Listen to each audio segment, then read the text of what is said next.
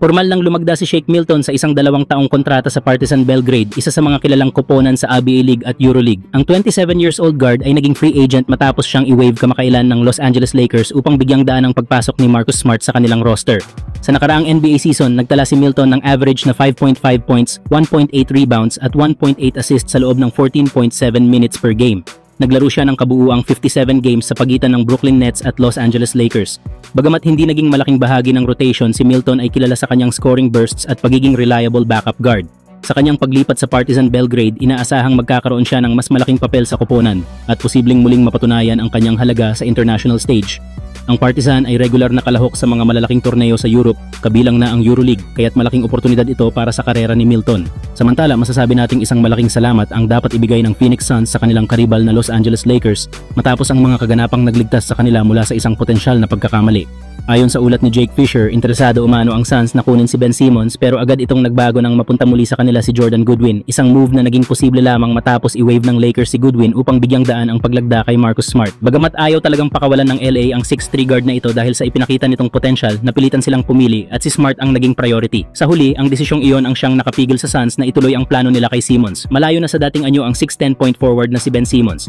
Sa nakalipas na 3 season, bumaba na ang kanyang production. 5.9 points, 5.8 rebounds, 5.8 assists, at 1 steal sa loob lamang ng 23.9 minutes per game. Sa kabila ng taas at playmaking, hindi na siya maaasahan sa scoring at nagiging liability sa crucial moments. Sa sistema ng Suns na nais magtatag ng defensive identity, hindi babagay si Simmons lalo na kung isa sa alang-alang ang presensya ni Jalen Green, Dillon Brooks, Mark Williams at Kaman Maluach. Ang kanyang ideal role bilang small ball 4 o 5 ay hindi rin swak sa lineup ng Phoenix na kulang sa floor spacing. Sa halip, naging mas makabuluhan ang pagbabalik ni Jordan Goodwin, isang player na nasa prime years at kayang magbigay ng impact bilang defender at secondary playmaker. Sa Lakers, nag-average siya ng 38.2% mula sa 3-point range na tiyak na makatutulong sa spacing ng Suns. Bukod sa husay sa depensa, may sapat siyang kakayahan sa ball handling, isang aspeto na kailangan noon ng Phoenix bago siya dumating. Bagamat sikat pa rin ang pangalan ni Simmons, hindi na niya madadala ang ganitong klaseng roster.